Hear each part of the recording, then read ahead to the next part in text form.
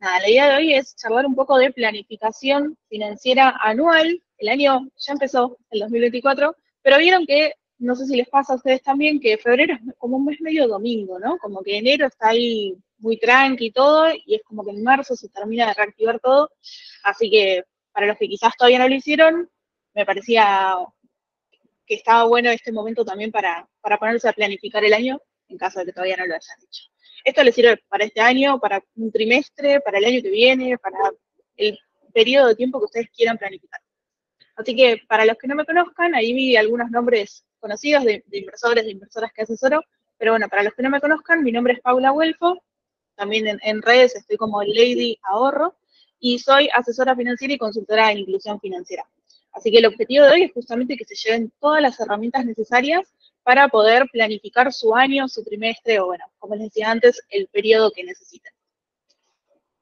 Vamos a enfocarlo desde el lado del año, del 2024, y lo que yo siempre hago a fin de año, lo pueden hacer hoy incluso si quieren, pero el 31 de diciembre yo me siento y veo qué me dejó el año. En este caso, le decimos adiós al 2023 y vemos qué nos dejó. Entonces, la herramienta que uso para esto es la tenencia valorizada. Esto nos va a dar como una especie de brújula para poder saber dónde estamos parados, qué tenemos, qué debemos también, y en base a eso poder armar un plan a lo largo del año para ir alcanzando objetivos más chiquitos con el fin de alcanzar nuestro objetivo más grande u objetivos más grandes, porque muchas veces tenemos más de uno. Así que en la tenencia valorizada lo pueden hacer en un Excel o incluso, no sé, en un papel, pero a mí me gusta más el Excel, es más fácil. Lo que vamos a hacer es poner todo lo que tenemos y todo lo que debemos, ¿sí?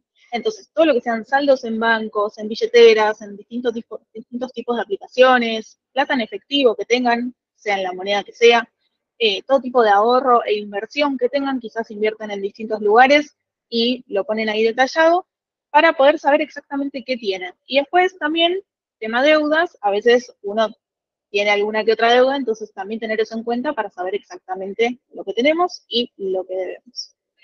Esto nos va a servir como brújula porque básicamente con la tenencia valorizada decimos, ok, hoy tengo esto.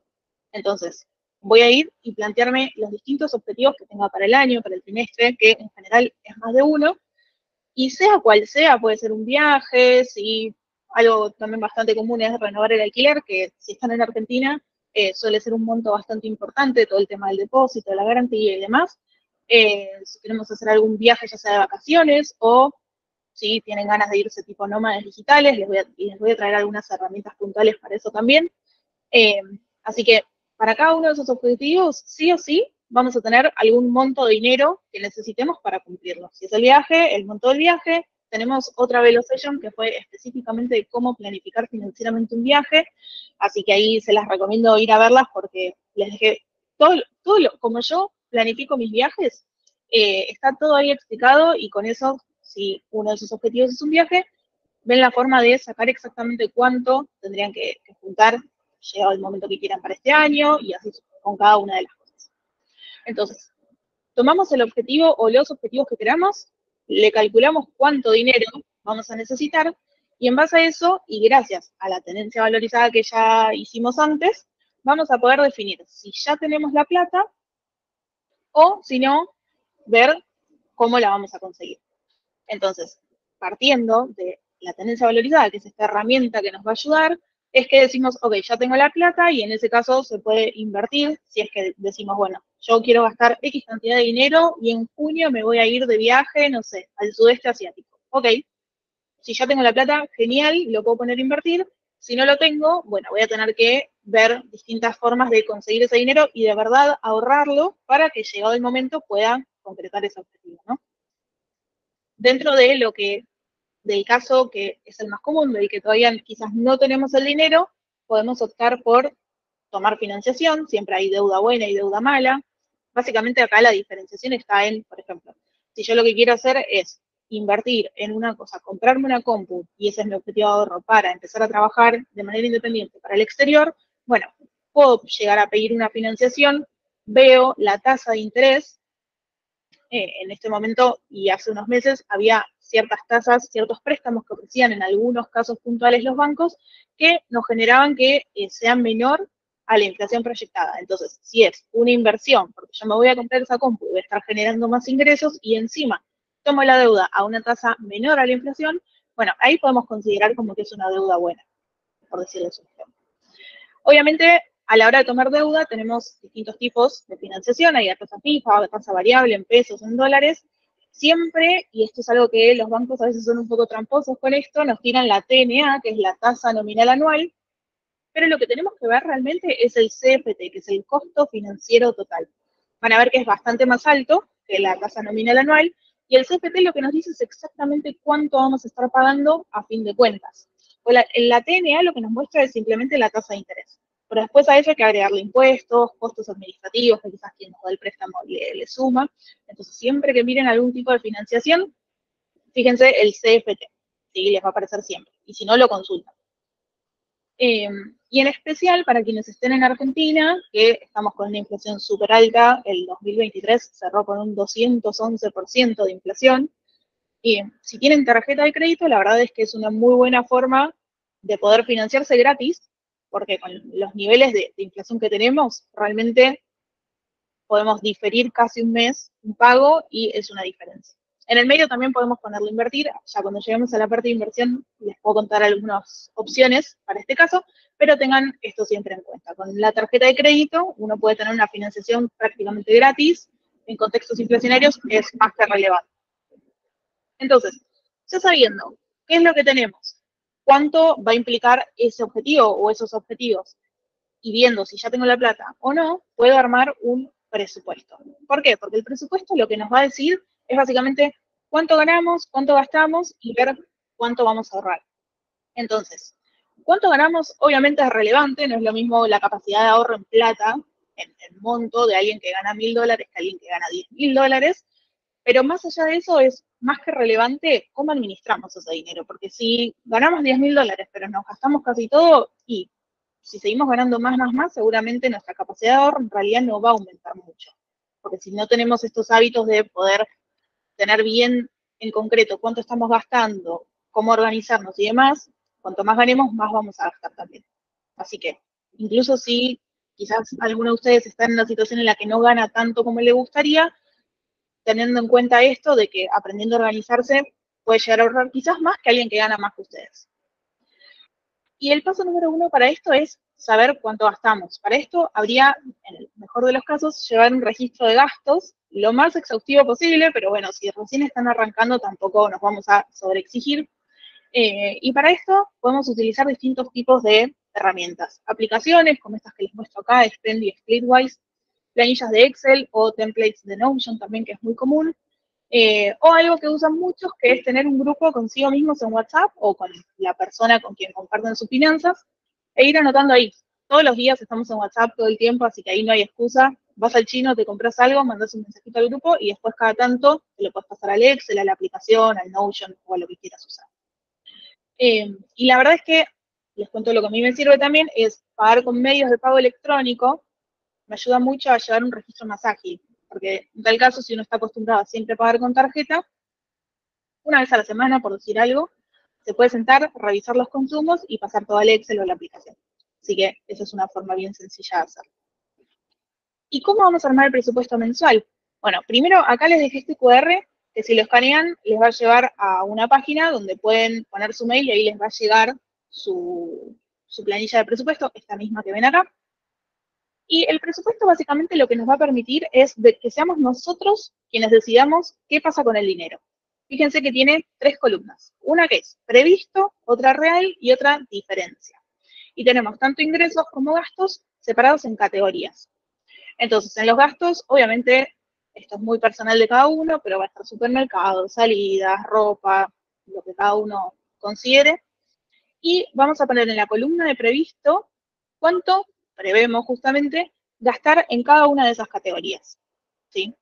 Después, en la columna de real vamos a ir volcando todo lo que a lo largo del mes vamos gastando en serio, y acá en la diferencia nos va a ir mostrando cómo viene lo que habíamos proyectado versus lo que de verdad está sucediendo, porque obviamente uno a veces proyecta y después la vida pasa y no todo sale como esperábamos. Entonces, con la columna de diferencia vamos a poder ir monitoreando cada tanto, no sé, por ejemplo, si hoy, que estamos a 8 de febrero, vemos que ya me gasté buena parte del presupuesto que ya tenía de salidas, bueno, o me tengo que calmar un poco, o para el mes que viene tengo que prever un poco mejor, y tener todo esto en cuenta. Y lo mismo con la solapa de ingresos. Vamos a tener previsto el real y la diferencia.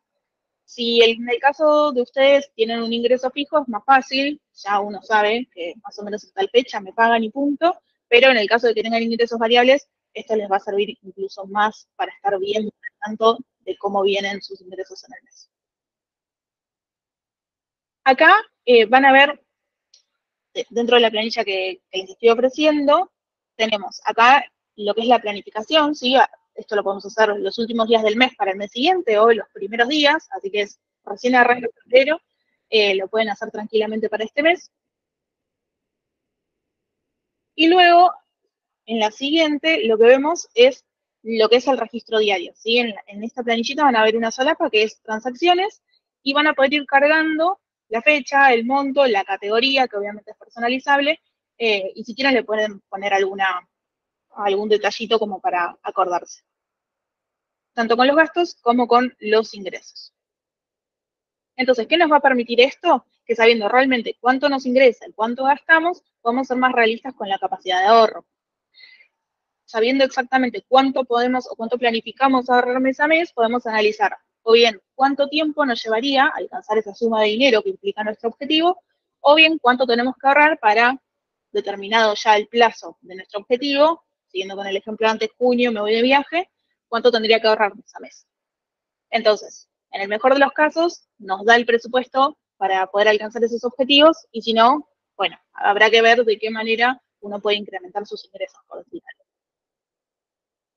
Y algo muy importante, que realmente esto cambia la forma en la que uno ahorra y nos ayuda, nos facilita el hecho de llegar realmente al objetivo de ahorro, es definir o bien un monto o bien un porcentaje de cada ingreso que tengamos para ahorrarlo ni bien cobramos.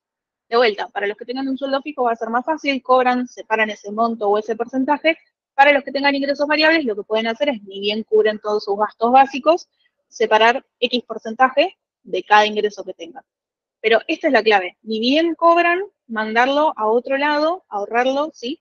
Porque si uno termina ahorrando lo que queda a fin de mes, a veces no queda nada, porque obviamente te invitan acá, te invitan allá, encima con el calor te invitan a un lugar, a otro, y a veces no queda nada. Así que esta es la clave para ahorrar más mes a mes, y ya teniendo exactamente cuánto quieren ahorrar para cada objetivo mes a mes, bueno, esto los va a ayudar a realmente hacerlo.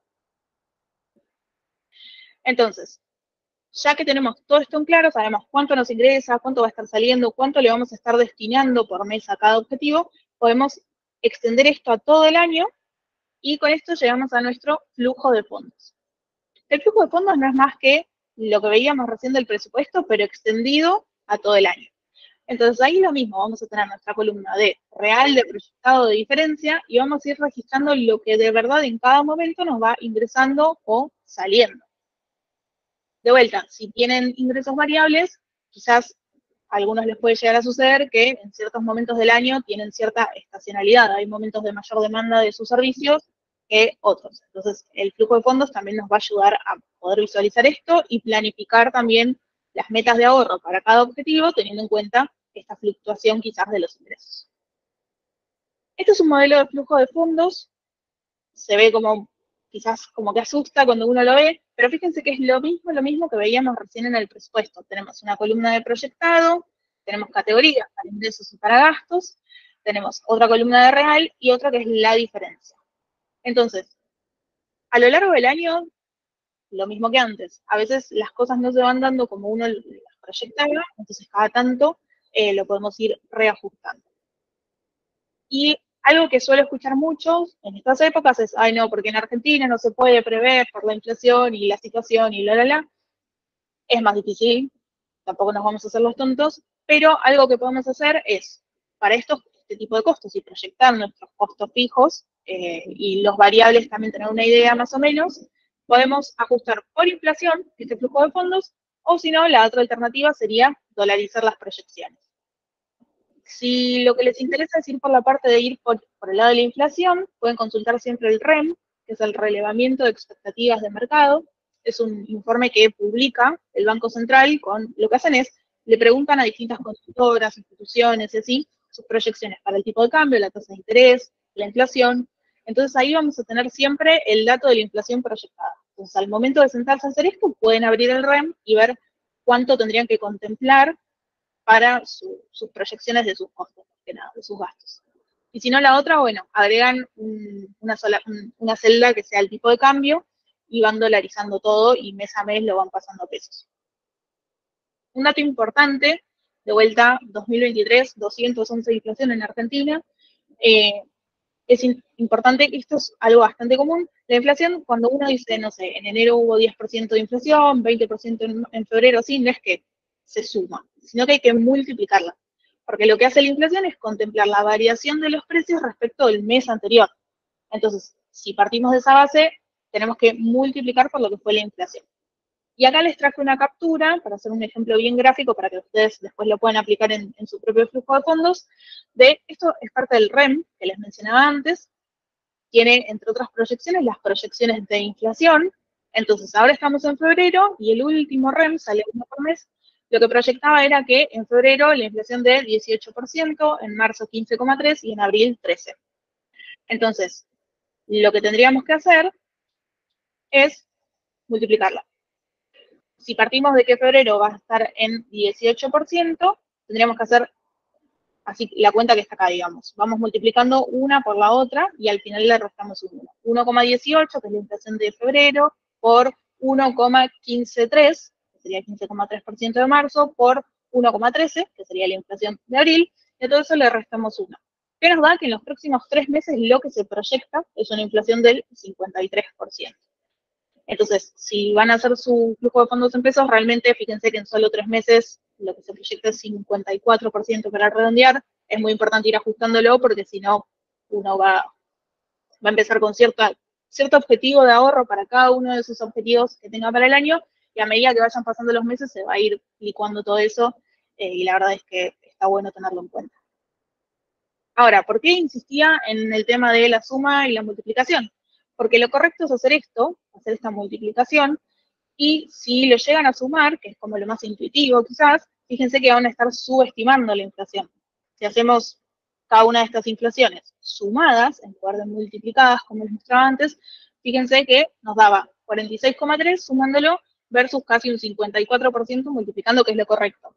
Entonces, tengan esto en cuenta, lo googlean y cada tanto lo pueden ir ajustando, pero bueno, esto para lo que es inflación es muy importante. Entonces, con toda esta información, vamos a poder registrar nuestros gastos, ir comparando lo que proyectamos versus lo que de verdad fue pasando en el mes, ir teniendo en cuenta cómo vienen nuestros gastos. Quizás hay un mes en el que queremos, o que sabemos que, no sé, tenemos muchos cumpleaños, entonces vamos a salir, vamos a tener más regalos, y ese mes vamos a tener mayor carga de gastos, y así con cualquier tipo de evento que tengan que ya sepan que se les va a venir en el año. Y con todo esto, básicamente lo que vamos a hacer es armar un plan para realmente cumplir nuestros objetivos. Entonces, si el caso de ustedes, que les adelantaba un poquito antes, es irse a viajar, que sé que acá hay mucha gente que es nómade en la comunidad de Velo, para planificar esto, lo que pueden hacer es tener en cuenta cómo va a ser el uso de efectivo en cada lugar, cómo es el tema de los impuestos en cada lugar, y acá tenemos estas dos páginas que nos muestran los costos, digamos, por ciudad, en caso de que ustedes estén planeando algo de esto. Así que con esto también pueden, si en el medio del año van a cambiar de lugar, y ya saben que en tal momento se van de viaje a tal país. Bueno, ¿cuál es el costo de vida en ese país? Y también contemplarlo en su planificación anual.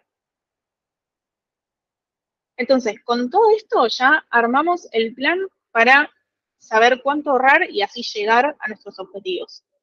Como a veces, de vuelta, lo que planificamos no siempre termina pasando, es que cada tanto tenemos que hacer algún tipo de revisión.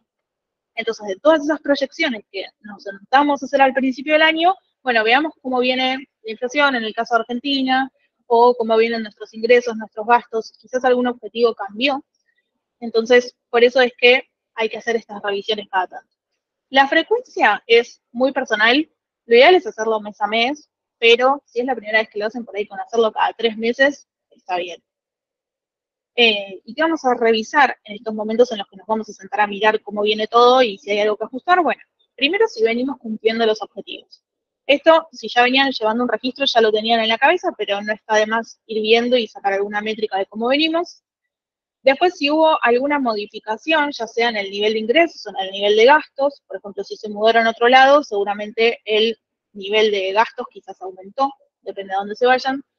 Después, si nuestros planes tuvieron alguna modificación, lo que les decía recién, quizás a lo largo del año algún objetivo cambió. Y si ajustamos el presupuesto por inflación, revisar este relevamiento de expectativas de mercado, porque al ser tan alta la inflación proyectada, sobre todo en Argentina, sé que en varios países es un tema de la inflación, pero particularmente en Argentina, que es tan alta, las proyecciones van cambiando mes a mes. Entonces, si van a ir ajustándolo, tengan esto en cuenta también.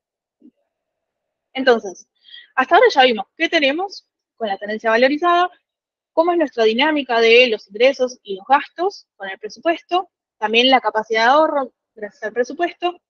Ya tenemos cómo ir revisando los objetivos, sabemos cuánto vamos a ahorrar para cada objetivo y cuánto tiempo nos llevaría o juntar el dinero para cumplir nuestro objetivo, si es un objetivo más, como no sé, comprar una casa, que no es algo que vamos a hacer quizás el mismo año, sino más a largo plazo, o bien cuánto tendríamos que ahorrar si sabemos que en cierto momento del año tenemos que gastar tanto dinero.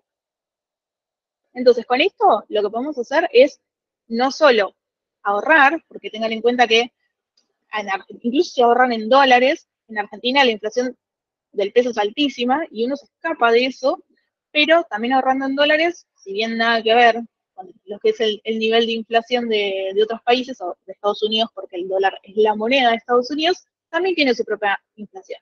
Entonces, si solo ahorramos, a lo largo del tiempo vamos a seguir perdiendo poder de compra. Entonces, ¿qué podemos hacer al respecto? Bueno, invertir.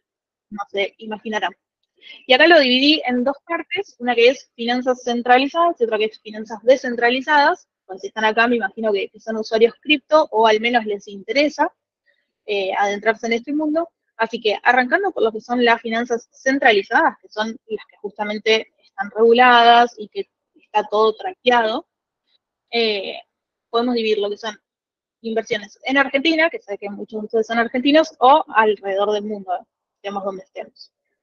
Si arrancamos por la parte de Argentina, con todo lo que pasó en el 2001, el corralito y demás, hay mucha gente que tiene miedo y le da inseguridad lo que pueda llegar a pasar. Entonces, es importante tener en cuenta que en Argentina, las instituciones donde uno tiene sus inversiones en bolsa están registradas, obviamente, por la CNB, que es la Comisión Nacional de Valores, es la entidad que regula el mercado de capitales en el país, y todas nuestras inversiones están respaldadas en una entidad custodia que se llama Caja de Valores.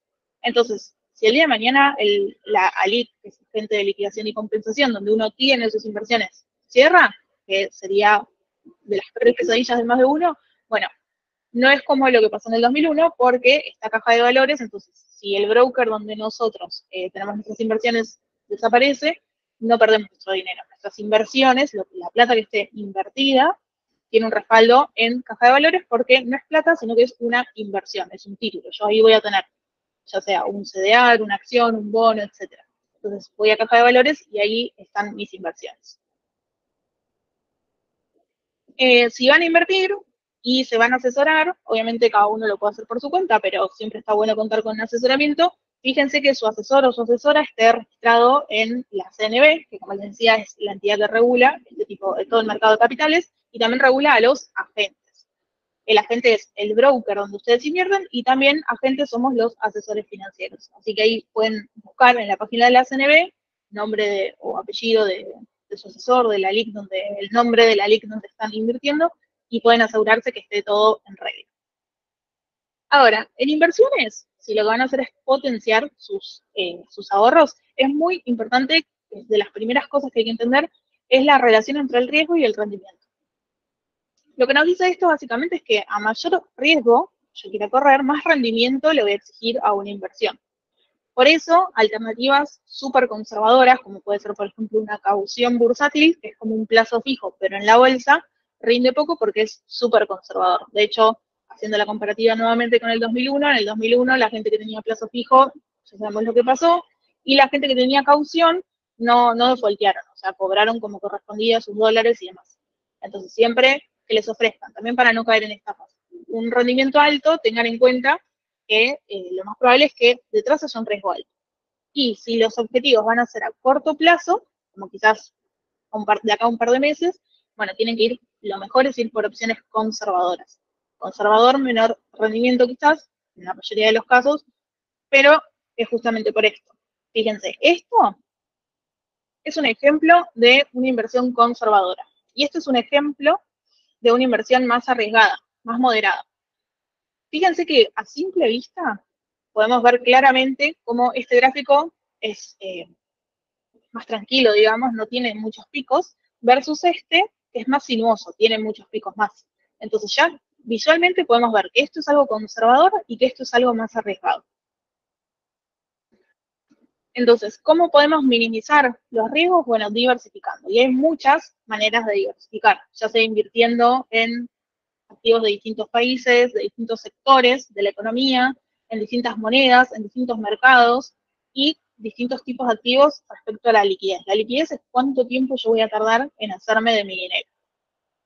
Ahora, algo importante a tener en cuenta, sobre todo si van a ir, por ejemplo, por acciones, que son, ahora vamos a ver activos de renta fija y variable, pero la renta variable es la más arriesgada. eh, Hay riesgos que son diversificables y otros que no. Un ejemplo puede ser, si yo compro acciones de Apple y algo le pasa a Apple, bueno, si toda mi inversión está en Apple, me voy a ver afectada. Ese riesgo es diversificable porque si yo quiero invertir en tecnología, no hace falta que invierta solo en Apple. Puedo invertir en Google, en Apple, en Microsoft, en Amazon, en un montón de empresas, pero hay otros riesgos que no son diversificables, que se les llama el riesgo sistémico, que es lo que afecta a todo por igual. Por ejemplo, la pandemia. Fue algo que afectó a literalmente todo el mundo, a todas las empresas, para bien o para mal, pero es un riesgo que no es diversificable. Entonces, invirtiendo en distintos tipos de activos, lo que hago es, bueno, la pandemia, tomemos el ejemplo. Todas las empresas que eran referidas a viajes, por ejemplo, bajaron mucho sus cotizaciones porque se suspendieron los vuelos, ya la gente no se podía mover, eh, pero todo lo que era, no sé, farmacéutica, sí, subió. O todo lo que era referido a cosas online, porque de repente todo el mundo estaba trabajando desde sus casas, subió. Entonces, esos riesgos no diversificables podemos igualmente amortiguarlos diversificando en distintas alternativas de inversión. Entonces, la gran pregunta es qué instrumento es el que más me conviene, y la realidad es que depende. Siempre depende de distintas cosas. Depende del objetivo que ustedes tengan, del plazo, del riesgo que estén dispuestos a asumir. ¿Sí? Acuérdense de esto. Siempre que vayan a corto plazo, opten por alternativas que sean conservadoras.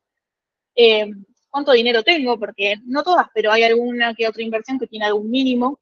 Lo que cada uno prefiere, quizás uno dice, bueno, yo quiero invertir en acciones, pero solo en acciones que sean, por ejemplo, si quiero ir por energéticas, yo no quiero ir a alguna que esté relacionada con el petróleo, cosas por el estilo. Entonces, lo que voy a hacer es ir por energías limpias, por mencionar algo. Y bueno, el conocimiento que cada uno tenga también. Si no recién está comenzando, hay instrumentos que son más adecuados, como los fondos comunes de inversión, porque básicamente uno delega, y si tiene más conocimiento, se puede ir adentrando en otros tipos de activos. Siempre recomiendo hacer un test del inversor. Si abren cuenta en alguna ALIC en Argentina, por regulación les van a hacer un test del inversor, así que ya lo van a tener. Porque se divide en tres grandes grupos. Los conservadores, que son los que menos riesgo quieren asumir, y en consecuencia seguramente sean los que menor rendimiento tengan. Moderados, que sería como un intermedio entre el conservador y alguien que sí quiere correr más riesgos, y un arriesgado que está dispuesto a correr más riesgos, a ver más subidas y bajadas también, en pos de tener mayor rendimiento. Siempre recuerden, activos, si van a corto plazo, es mejor ir por cosas conservadoras, si van a largo plazo, nos podemos arriesgar más. Y la gran división en inversiones es entre renta fija y renta variable. En el caso de la renta fija, yo me voy a dar cuenta que es un instrumento de renta fija porque sé cuánto y cuándo voy a estar cobrando. Algunos ejemplos son el típico plazo fijo, las cauciones bursátiles, como les comentaba antes, que son como plazos fijos, pero en la bolsa, bonos, que son instrumentos donde yo me convierto como un prestamista de otra entidad. ¿Sí? Están los bonos públicos, y después también están las obligaciones negociables, que también son bonos, pero emitidas por empresas. ¿Sí? Yo le presto plata a una empresa para que ejecute algún proyecto y a cambio a mí me van a estar dando intereses cada cierto tiempo. Y luego están las letras también, por ejemplo, que son como bonos, pero más a corto plazo. Y yo acá voy a elegir cuál se adecua a mi objetivo siempre. Y por el otro lado tenemos la renta variable, que en estos casos nadie me garantiza un pago cierto. Si volvemos al ejemplo de renta fija, clásico plazo fijo, que estoy segura de que todos conocen, yo sé que pongo la plata hoy y lo que me dice el banco, yo en un mes o el plazo que sea, te voy a estar dando el capital que pusiste más intereses. En cambio, en instrumentos de renta variable no tengo a nadie del otro lado diciéndome, ok, yo en tal momento te voy a pagar tanto dinero. Y el claro ejemplo de esto es una acción. Yo una acción la compro hoy a, no sé, $100 y quizás dentro de un mes está a 110, 101, 80, va a depender. Pero no tengo nada certero de cuánto voy a estar cobrando en cada momento.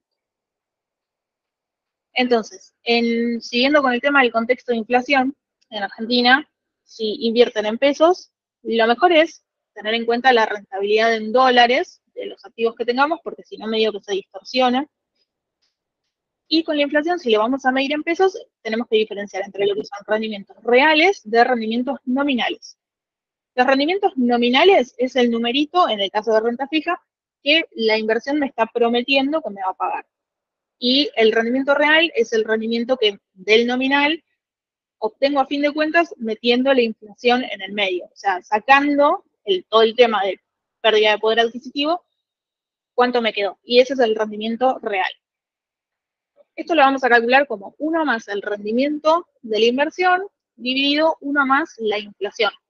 Si lo estoy pensando hacia adelante, o sea, es una inversión que yo voy a hacer, puedo poner, y se trata de renta fija, 1 más el rendimiento que el instrumento me promete, dividido 1 más la inflación proyectada, ya vimos que la pueden sacar del relevamiento de expectativas de mercado. Y si lo que estoy haciendo es analizar una inversión hacia atrás, lo que puedo ver es cuánto me rindió en el pasado de la inflación, y esto también lo puedo hacer con un instrumento de renta variable porque ya sé cuánto me rindió, y abajo tomar este dato de inflación, pero con la inflación pasada. Esto es una fórmula de variación, entonces hay que restarle un 1, si no nos va a quedar otro número. Y para hacer un ejemplo, acá les traje el del plazo fijo. Acá quedó un dato viejo, no era 83 abajo. Entonces, 1 más 1,1, que sería el 110% que nos va a estar, que nos promete hoy en día pagar el plazo fijo, y 1 más 1,83, perdón, no era un dato viejo, es la inflación proyectada para los próximos 12 meses, si lo vemos en el RAM. Le restamos el 1 y nos queda la fórmula de la variación. Si quieren tener el número concreto, hoy invirtiendo en un plazo fijo y con la tasa que nos da hoy el plazo fijo en Argentina y el dato de inflación proyectado a 12 meses, lo que nos da es que tenemos una ganancia nominal de 110%, pero una pérdida real de un 25,8%. Y acá lo que hicimos con esta formulita es incorporar la inflación a futuro, proyectada. Fíjense que acá está el dato de relevamiento de expectativas del mercado. Entonces, eso dentro de lo que son inversiones locales. Después, si uno quiere hacer inversiones en el exterior, se nos abren muchas más oportunidades, porque acá dentro de Argentina, si bien tenemos, por ejemplo, los CDRs, que son pedacitos de acciones o de fondos de afuera, si tenemos la posibilidad de abrir una cuenta en el exterior de inversiones, tenemos otro tipo de inversiones. Sí, hay muchos más ETFs que son fondos pero de afuera, tenemos otro tipo de instrumentos, entonces la verdad es que también en cuanto a rendimientos, acá a nivel local, lo que es renta fija, por ejemplo, obligaciones negociables están saliendo conservadoras, hubo una emisión hace poco del 6,5%, y podemos, si tenemos la posibilidad de invertir afuera, acceder a bonos del Tesoro de Estados Unidos, que son considerados los activos más seguros, y digo seguros entre comillas, porque cualquier inversión tiene riesgo, del mundo, a una tasa de un 5%. Entonces, realmente nos abre muchas más oportunidades invertir afuera. Y ahora, desde el lado de lo que son finanzas descentralizadas, todo el mundo cripto, blockchain y todo lo que está ahí, como sabrán, las principales cripto son Bitcoin y Ethereum, o Ether en realidad.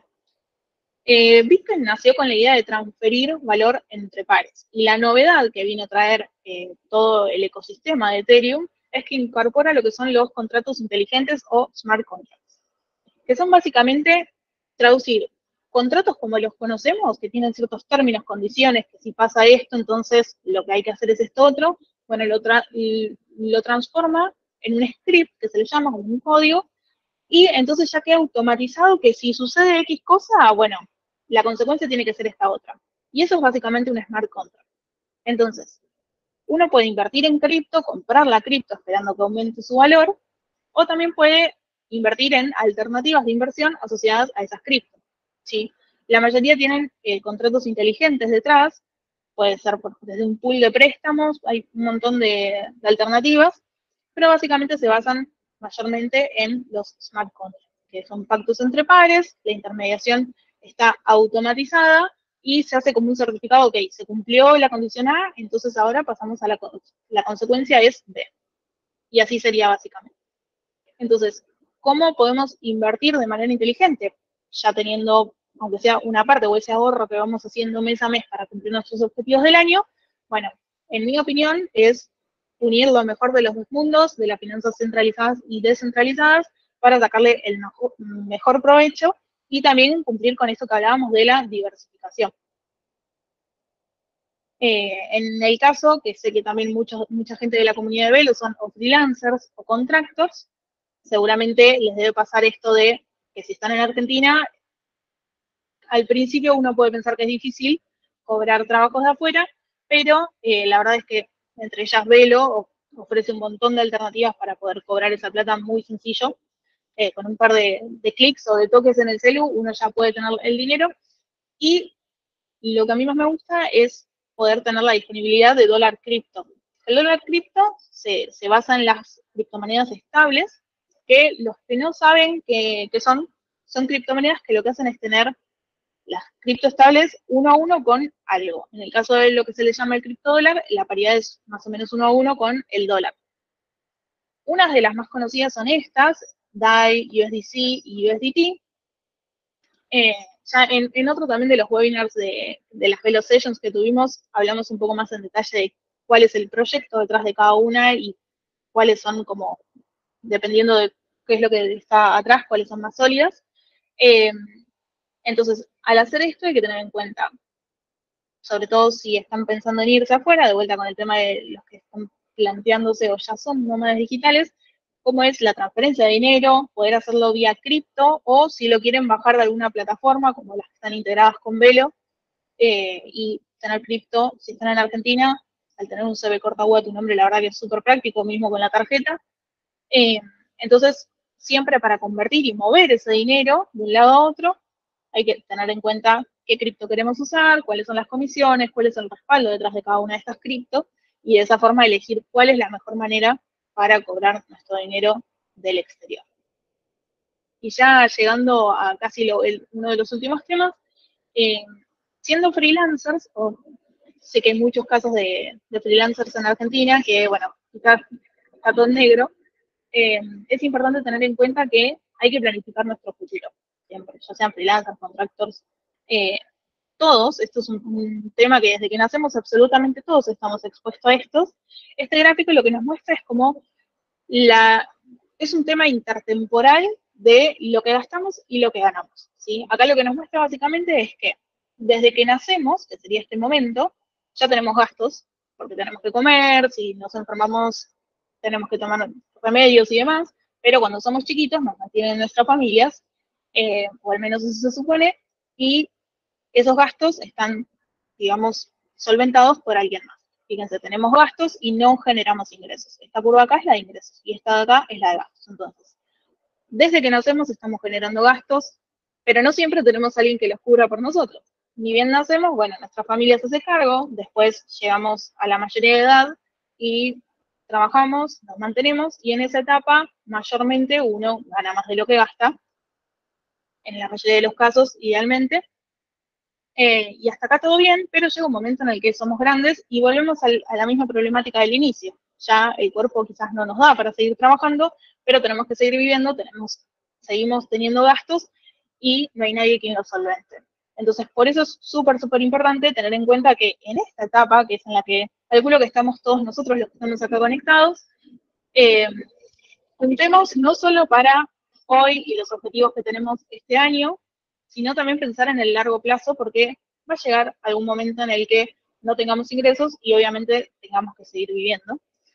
Así que, como para traerles un dato de acá de Argentina, que es lo que está sucediendo hoy, la jubilación mínima en Argentina hoy son de casi 106.000 pesos. Hay un bono extra y la lleva casi a 160, pero la jubilación en sí es este número que está acá, 105.700. Y hay, la Defensoría de la Tercera Edad de Capital de la Ciudad de Buenos Aires elabora en octubre y en abril una canasta de adultos mayores. Porque vieron que si bien está el INDEC con el IPC, el índice de precios al consumidor, obviamente una persona mayor tiene otro tipo de necesidades y bueno, entonces desde la Defensoría de la Tercera Edad elaboran esta canasta de adultos mayores. En octubre, esta canasta eran unos 300.000 pesos para redondear, que si la ajustamos por inflación de octubre acá, teniendo en cuenta que hubo mucha inflación, son 576.000 pesos. Es decir, básicamente, alguien que se jubiló, quizás hasta aportó toda la vida, algún monotributista o autónomo, trabajó, aportó toda la vida y hoy recibe esta jubilación, cuando en realidad, en el caso de Capital, se estima que la canasta es esta. Entonces, básicamente hay 470.000 pesos de diferencia. Hoy la jubilación mínima cubre un poco menos del 20% de la canasta básica, si tomamos estos datos de la canasta de jubilados de Cava. Entonces realmente es algo a tener en cuenta, y así sea súper poco lo que podamos aportar hoy en día para nuestro futuro, nos va a hacer la diferencia a largo plazo. ¿Qué alternativas tenemos para planificar nuestro retiro si trabajamos de manera independiente o trabajamos como contractors para afuera? Bueno, hay seguros, seguro escucharon de los seguros de retiro o los de vida con capitalización, o podemos invertir por nuestra propia cuenta. Hay muchas cosas detrás de los seguros de retiro. Si nos centramos en la rentabilidad, es 1000 veces más rentable invertir por su cuenta. Los seguros de retiro son solamente adecuados para alguien que no tenga ningún tipo de conducta y no esté dispuesto a agarrar y mandar esa plata a invertir. Ahora les voy a mostrar una forma muy sencilla de hacerlo todos los meses, y si no saben bien cómo hacerlo, les voy a comentar cómo hacerlo. Y si no, está esta otra, que es la inversión por su cuenta. La clásica que se puede hacer para invertir por su cuenta y empezar incluso desde ahora, desde hoy, mañana, cuando quieran, es invertir en el S&P 500, es este que está acá, que lo que hace es, digamos que es como que aglomera 500 empresas súper importantes de la economía. Entonces, ¿qué es lo que vamos a ver hoy en día? Si nosotros invertimos todos los meses en este índice, hay un ETF, incluso los que están en Argentina pueden invertir en pesos a través de un CDR, que es el SPY, y quedan dolarizados y van invirtiendo a largo plazo. Si no quieren hacer absolutamente nada, simplemente agarran e invierten en el S&P 500 todos los meses una suma que ustedes determinen, lo pueden incorporar, y esto es algo también que los animo a que lo hagan, que cada objetivo que ustedes tengan lo incluyan como una categoría distinta en el presupuesto, en el flujo de fondos. Entonces, por ejemplo, una categoría como si fuese de gasto, poner ahorro para el retiro. Y poner, aunque sea, no sé, $50 por mes, o el equivalente en pesos, ¿no? O si quieren hacerlo directo en dólares, también lo pueden hacer. Si lo van a hacer en Argentina a través de CDRs, lo pueden comprar directo en pesos y quedan dolarizados. Así que no hace falta que primero conviertan a dólar y después lo compren en dólar. Se van a ahorrar comisiones si hacen eso, si lo hacen directo en pesos. Entonces, alternativa súper sencilla, sea cual sea el monto que ustedes quieran destinar mensualmente al retiro, lo inviertan en el S&P 500. ¿Y por qué les gráfico? Porque el año pasado el S&P 500 subió un montón, entonces uno ve lo que subió y puede decir, che, subió un montón, no sé si está bueno entrar ahora. Si lo vamos a hacer como estrategia pasiva, siempre, fíjense, a lo largo de la historia siempre hubo momentos para no invertir. Esto es desde mediados del siglo pasado, y que había habido un máximo y parecía que no. Acá están listados como muchos hitos de la historia que hacen que el mercado haya bajado, como por ejemplo el COVID, o la crisis de las hipotecas del 2008 en Estados Unidos, o el 11 de septiembre, ¿sí? Un montón de cosas, pero fíjense que a lo largo del tiempo, a pesar de esas bajadas, anualmente el S&P 500 rendió en promedio un 10% anual.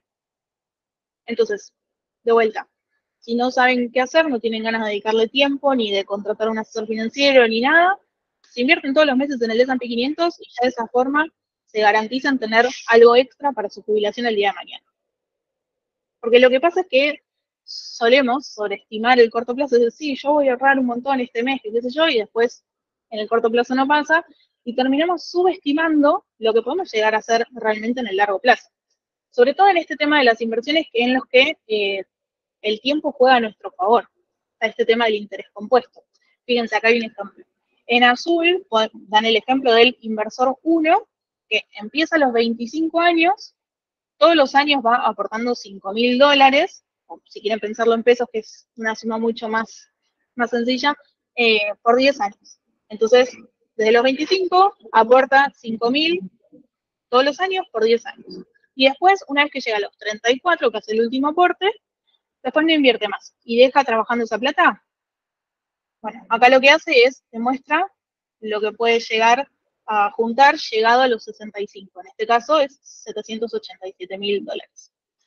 El inversor 2 también aporta todos los años $5.000 por 10 años y después, digamos, lo que hace es sigue aportando hasta cumplir los 65 y fíjense que empezó 10 años más tarde, siguió aportando por más tiempo y así todo, la chica, la inversora 1, que muestran acá, habiendo aportado solo 10 años, pero habiendo empezado antes, consigue mucho más dinero que alguien que empezó más tarde y aporta todo el tiempo. A lo que voy con esto, acá están los datos que se tomaron, por si después quieren hacer cuentas, pero es que si empiezan hoy, incluso si después de un tiempo dejan de invertir, empezar antes hace que ese dinero trabaje por más tiempo, entonces realmente el interés compuesto hace su magia y hace que al momento de retirarse, que no necesariamente tampoco tiene que ser a los 65. Hoy en día también está este movimiento que es FIRE, que es básicamente para retirarse joven, y está buena la idea, porque básicamente es, por ahí uno ya de grande no tiene tanta energía, tiene la plata, pero no tiene el tiempo para disfrutar, y tiene mucho tiempo para disfrutarlo, pero quizás no tiene tanta energía, y siendo joven, muchas veces lo que pasa es que uno no tiene tanta plata, o sí tiene plata, pero no tiene tiempo porque está trabajando. Entonces, con esto lo que nos permite también es poder planificar un retiro temprano y aprovechar y no solamente decir, che, dejo de trabajar porque mi cuerpo no me da más. Entonces, nada, son pequeñas acciones que si lo ponen, aunque sea realmente un monto chico, que para ustedes no sea algo muy significativo, si lo van haciendo, la constancia es la clave. A lo largo del tiempo van a ver que, llegado sea cual sea el momento en el que ustedes se quieran retirar, van a ver que eso tuvo efectos muy interesantes y que los van a ayudar. Así que acuérdense de esto y ya vamos llegando a la parte de conclusiones que vamos llegando, si no, al final de la hora. Con la tenencia valorizada ya vimos qué tenemos. Después, con el presupuesto también vimos cómo es nuestra dinámica mensual de ingresos y de gastos. Eso también nos va a determinar la capacidad de ahorro, ¿sí? Antes de que arranque el mes yo ya decidí cuánto voy a ahorrar, ya sea a nivel global o para cada objetivo en particular que tenga para el año. Y también con las revisiones vamos viendo cómo mantenernos realistas y para justamente cumplir esos objetivos, porque a veces no todo se da como esperamos.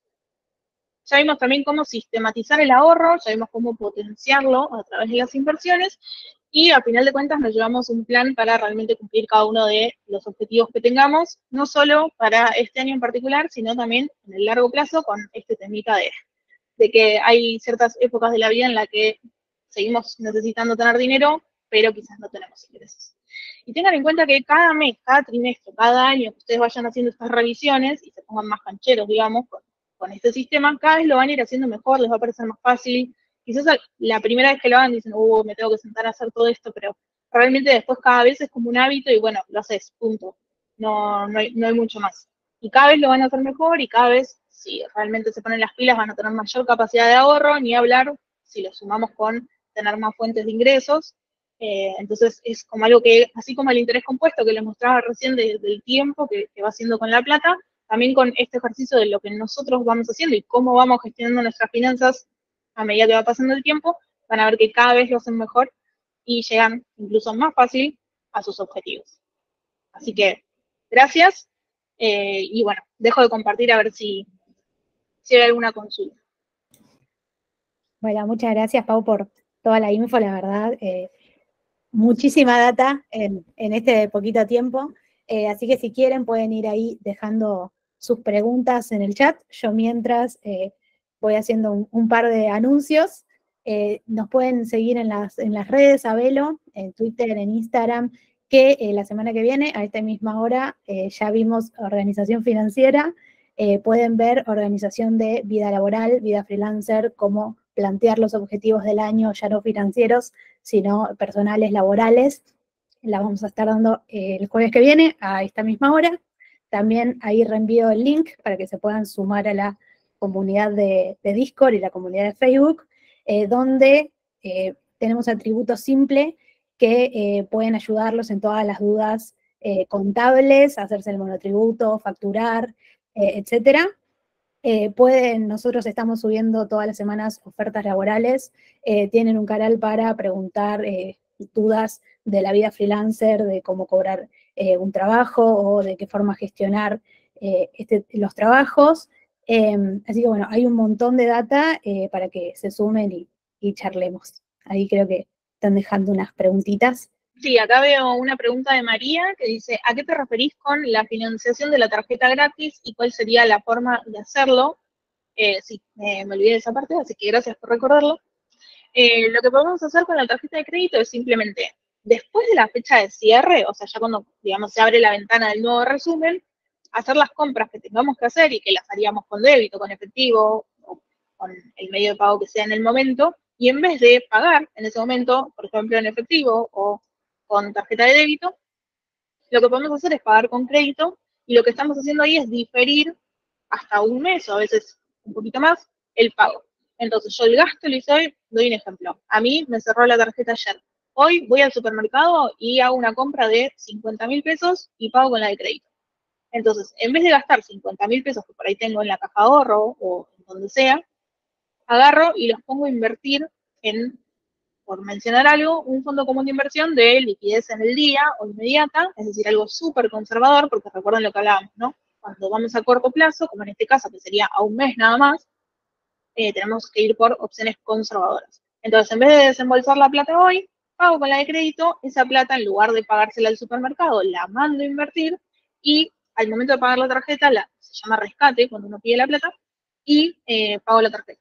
Entonces, en el medio, me hice unos pesos extra que no va a ser una locura y con las tasas de hoy en día no le ganas a la inflación, pero entre haber desembolsado la plata y no tener nada más de dinero versus haberte hecho unos pesos extra, bueno, vas a ver una diferencia ahí. Eso es una forma de financiarse gratis con la tarjeta de crédito.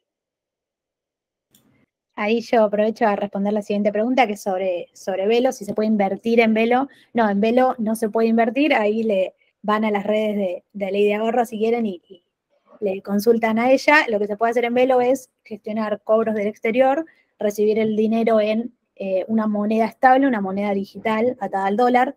Entonces, de esa forma no tienen que especificar sus ingresos del exterior y tiene una función de ahorro automático donde si van por el lado de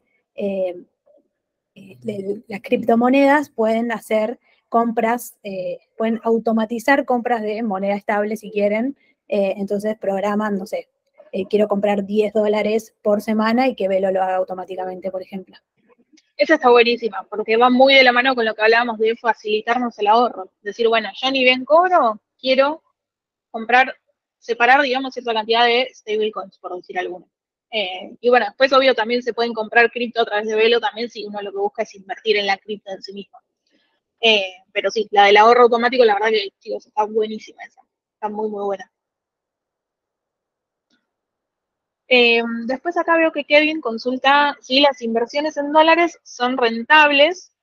Ahí depende qué es en lo que vos inviertas. De vuelta, siempre en base a tus objetivos, a lo que estés buscando, el riesgo que estés pretendiendo tomar. Tu perfil de inversor, básicamente, es que va a haber una rentabilidad mayor o menor. Con el tema impuestos y AFIP, si está informado de esos movimientos en dólares, todo lo que pase por banco o por un CB larga U o un CB corta U va a estar informado. ¿Sí? Eso siempre está blanqueado.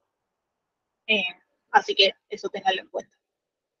Ahí hay una pregunta también de Velo, que si pueden en vez de pesos manejar la cartera en reales. No, en Velo se manejan pesos o monedas digitales como USDT, USDC que estuvimos hablando, pero sí tenés la posibilidad de cobrar en reales a través de Pix, el método como el mercado pago, que es lo que más se usa en Brasil, y podés pagar con Pix en cualquier comercio o cualquier persona que tenga Pix, puedes usar tu saldo en pesos y se convierte automáticamente a reales, le llega a la otra persona. Así que bueno, es una gran opción en la que te ahorras los impuestos de la tarjeta también. Sí, exactamente. Justo el otro día salió hace poco, ¿no? La feature esta en la que uno puede pagar básicamente como si fuese brasilero, en Brasil a través de Velo. Sí, sí, si no me acuerdo mal, la semana pasada. Sí, bueno, ahí los que me siguen seguro vieron la historia porque se ve que les gustó mucho, pues la compartieron muchas veces, pero tienen una funcionalidad que si están planeando vacaciones incluso, no necesariamente que trabajen para Brasil o algo por el estilo, eh, pueden pagar directamente estando en Brasil y que, corregime Cami, y aprovecho a preguntarte que me interesa la respuesta también. Eso lo que se hace es, se paga directo desde cripto, o sea, no pasa pesos por el medio, ¿no?